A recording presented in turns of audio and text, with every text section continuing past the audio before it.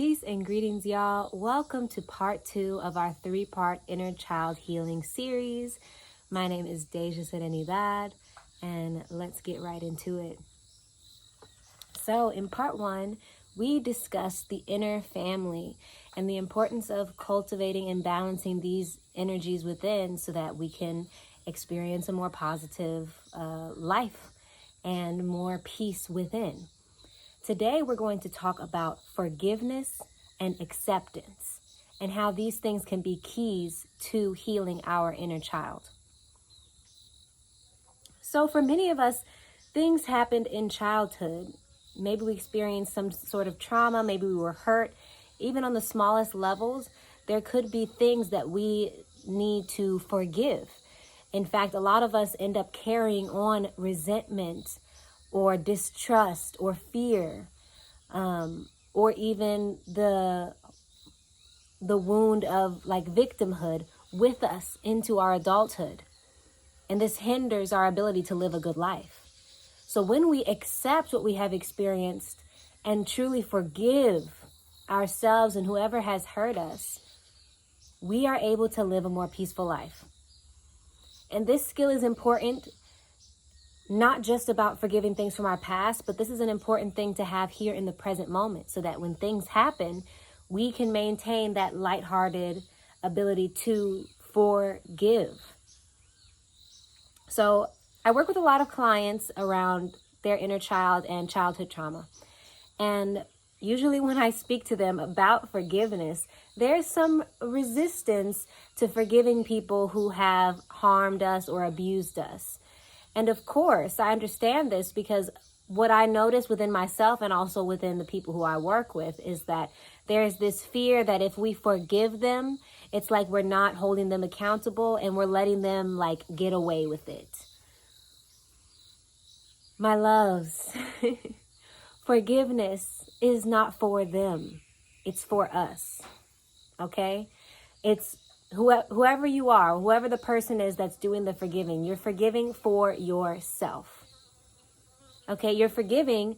By forgiving, you're saying, okay, you can still acknowledge that there has been harm done, that there is hurt, that there is pain there. But you're able to say, I choose to let this go. I'm not going to hold on to this hurt. Yes, this hurt. Yes, this was my real experience. Yes, this was not what I deserved.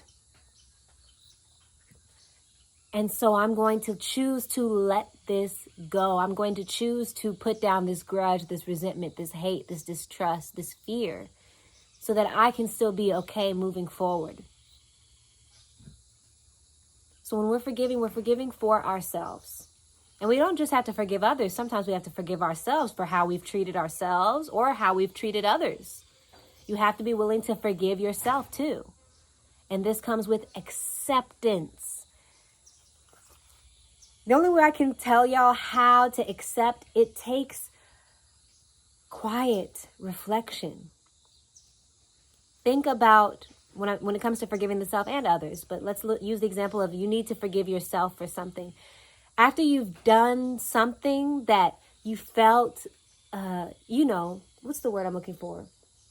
The visual I'm getting is like, imagine still waters and there's some sort of impact that then creates these rough waters. You have to calm yourself, calm your inner waters and your inner winds, which is all those thoughts that come through, and find that peaceful place to say, is this the best way that I can show up?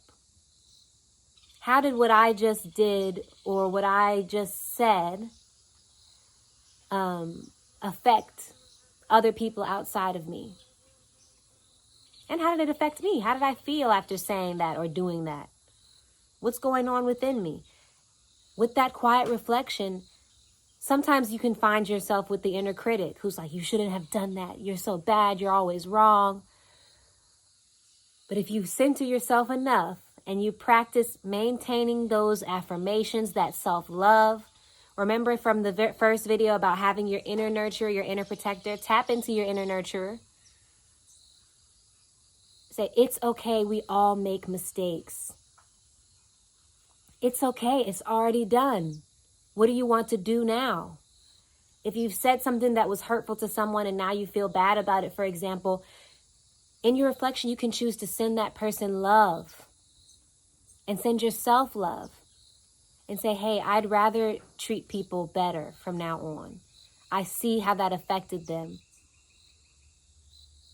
And I see how that hurt them. And I know hurting them is hurting me.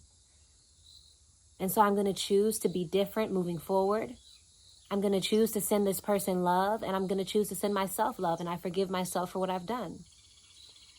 It's the same process when it comes to someone else, even reflecting on whatever they did and what it made you feel. And what it brought up for you, what was underneath it for you. See it from a level of compassion and understanding. Forgiveness is a process.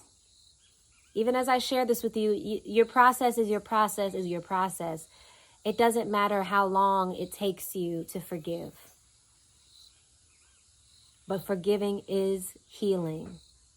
It does heal you to let things go. As far as what you've done and what other people have done. Let me just look over my notes and see what I want to say about this next.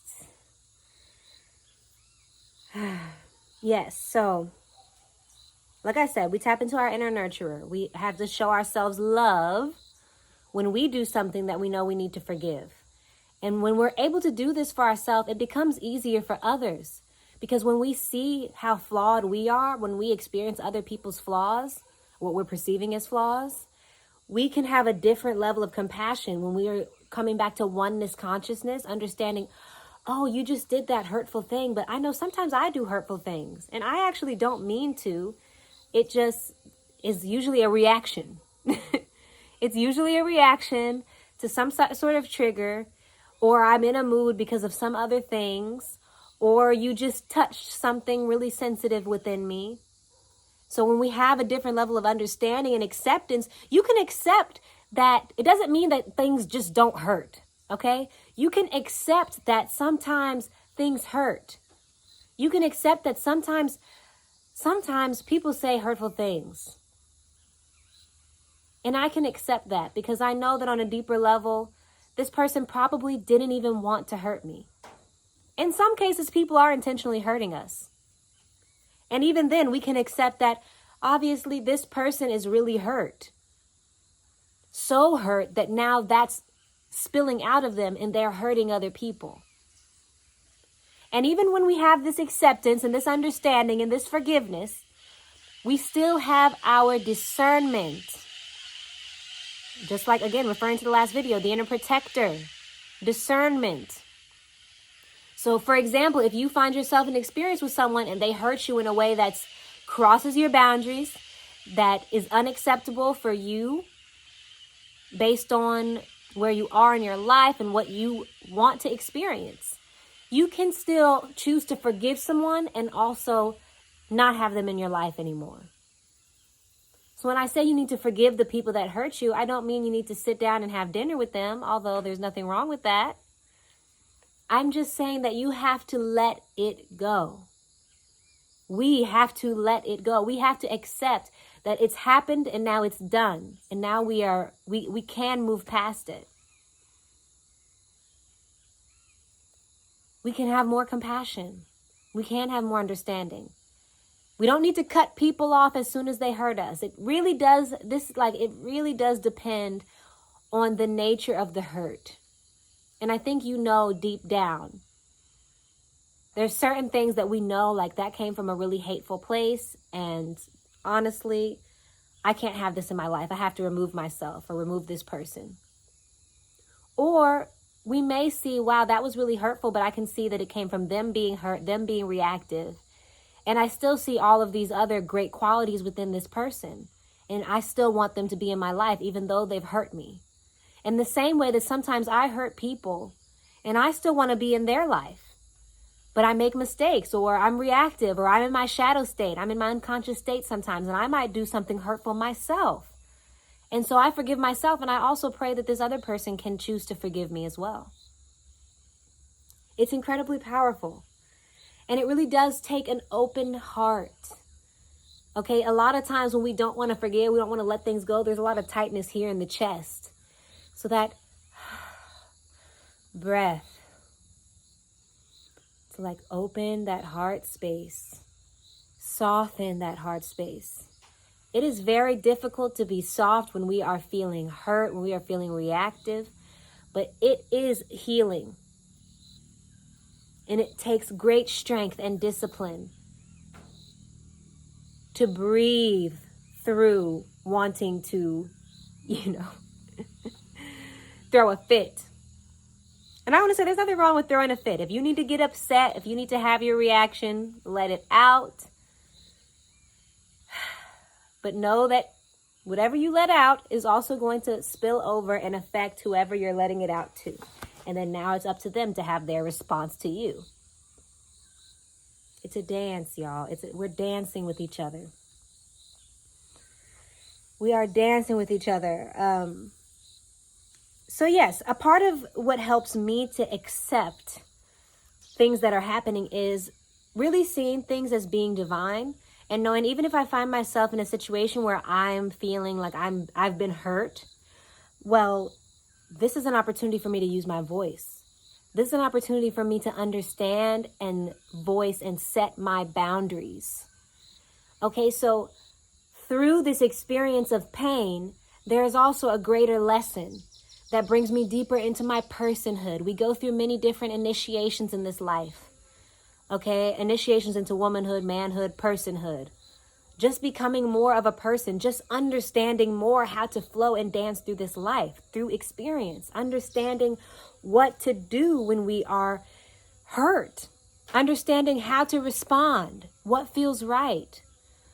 We're practicing being human in every moment. So every unique experience, even the hurtful ones, even the painful ones, are an opportunity to learn and to grow. And when we have that consciousness, even in the times we're feeling pain, we can say, I am in pain. I am hurting right now, but I know that this has a higher purpose. I know that I'm going to learn something from this. I know that there's a reason I'm experiencing this.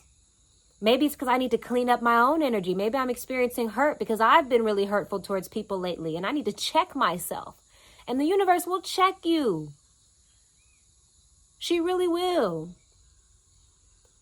And I'm talking more about in adulthood. I feel like definitely when we are children, we're more innocent. So we're more susceptible to like being hurt and not being able to set those boundaries, not being able to protect ourselves. So that's why we might have those wounds from childhood if we experienced times where we couldn't protect ourselves and no one was protecting us. So now in adulthood, as we heal our inner child, as we bridge that gap, we develop now the skills that our child self never had. The skill of understanding, of seeing the bigger picture, of knowing how to set boundaries, knowing how to protect ourselves. These things can make our inner child feel safe again. And no, I am not helpless. I am not a victim. I am powerful. I am powerful enough to forgive. I am strong enough to forgive and to let this go, to choose not to move forward in fear. I'll give you an example, me and my child self. So imagine I'm running, I'm in a park and I'm running as fast as I can, a little girl, running as fast as I can, feeling so free, so invincible. And then suddenly I trip and I fall and I bust open my knee. That's what hurt is like. We feel so invincible. We feel like nothing could ever bother us. And then suddenly we're jolted into this new experience. Imagine the first time you've ever been hurt, being like a toddler. You've never experienced pain before within your memory. And now you've suddenly fallen down and you're experiencing all of this pain and all of these emotions. Now, how we respond after hurt makes a huge difference. If you're able to regulate your emotions, to calm down, to feel safe again, to heal that wound that's now open and bleeding, then you'll be able to run in that park again, fearlessly, yet again. And this time you'll be even a little bit more careful because you're like, okay, I understand my momentum now. I understand gravity now. I know that I need to run a certain way to make sure that I don't trip and fall, to keep myself safe. And I know also, even if I do fall, I'll be okay because I've fallen before and I was okay afterwards. I healed and I got better and I was fine and I was able to run again. We have to be able to forgive, in a way, forgive that fall so that we can keep moving forward and not be afraid then. Because if we don't forgive it and we don't accept it and we get that tightness in the heart, now you go back to that park and you don't want to run anymore because now you're afraid that you're going to be hurt again. That's what happens when we don't forgive, when we don't accept. We don't trust anymore. We think, oh, because I've been hurt before, now there's only going to be hurt. Rather than seeing the bigger picture of, oh, sometimes we get hurt, but look at how my mom or my dad or my sibling or my friend was there for me when I fell down and helped me up and they cleaned me off and we mended the wound and it healed and got better. And I became wiser because of it. It's all about perspective. It's all about perspective. So when we're doing inner child healing, we do this thing that I call rewriting our stories. So now we go back and we reflect on things we still haven't forgiven. We reflect on someone who hurt us in our childhood. And if we do it now from this new level of consciousness, we can see, oh, my mom was yelling at me and being mean to me because people had always yelled at her and been mean to her and she didn't know anything else. Or she was going through a lot at the time. She was a single parent who was also working, who didn't have time for her own dreams and desires, and was dedicating all of her time to taking care of her children. And we were bad, acting crazy, making messes, all these things, all this stress that she was under. And then I felt so hurt by her yelling at me that I didn't see where it was coming from. I didn't see that there was more to her than just that yelling. There was more to it. There was more underneath it. And now with a new level of compassion, I don't tell the story anymore of, oh, I had a really mean, strict mom growing up. I actually have rewritten that story now with this new level of understanding, this new perspective. And I say, my mom always did her best. And she had a lot on her plate. I don't know why my nose is so itchy. It's been itching this whole video. But I feel like also it's spirit saying I'm on the nose, hitting it on the nose. Okay, so the final thing I'm going to share about this, which I mentioned briefly, was restoring trust. Restoring trust. When we forgive, we can restore trust. Trust is needed in any harmonious relationship. We need to trust. We also need to trust ourselves so that we can trust our intuition, so that we can feel so we can trust that we're doing the right thing, we're in the right place, right time.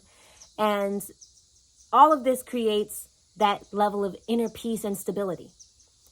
So, trust, it can be difficult after you've been hurt.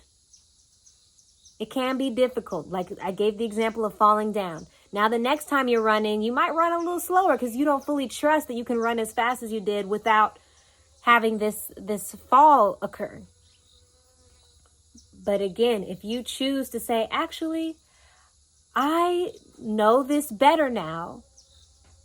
This is not my first time running through this park. And I trust that I can do this without falling. And then you really can, because through that trust and that belief, you really can have that experience. And trust also leaves room for miracles. When we really trust, there's room for unexpected things to happen. When we think that we know everything that's going to happen, and we keep saying, oh, well, this is going to happen because this is what happened last time, we can easily recreate the same things we've always experienced. But when we trust and we say, it could be something new, that leaves room energetically for the miracles to come through, for the unexpected, unseen things to come through, and good things. But if we become jaded, if we become fearful, if we say, I can never trust, it could be that maybe you experience a betrayal from a friend, and now you think, I can't trust people people are going to betray you. I could never trust anyone. And then you keep reaffirming that and then recreating that and reattracting that. And now you never meet anyone who you can trust because that is what you believe. You become jaded, you become fearful. You're living in that fear and you're creating that. And simultaneously, people can't trust you because meanwhile, you like watching them with a side eye. But if you can experience being betrayed and being hurt and say, wow, that was hurtful. I didn't deserve that. But what I do deserve, what I can reaffirm is that I deserve to be around people who I can trust. People who treat me with love and respect and who honor me. And then through that belief and through that trust, now you have amazing people coming into your life, people who would never betray you in a million years, loyal, loving people, because you trusted that they existed and because you forgave what happened before to make space for something new. It allows us to feel safe again.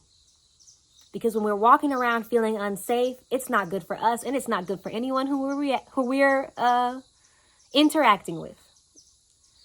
When we trust, when we feel safe, when we feel at peace, things flow for us. The energy moves so harmoniously because within us, we're just radiating love, understanding, trust. Love, understanding, trust, acceptance. And then we put that out and we get that back in. And even when we experience the hard things, we have this understanding and we can get through it with so much more ease. And we can go beyond our limiting beliefs, the beliefs that tell us that we can't trust or we can't forgive. When we go beyond that, we can reach a new level of the self.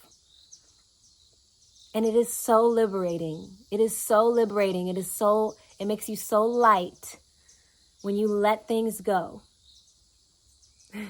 So thank you for watching part 2. I'll be back with you for part 3 shortly.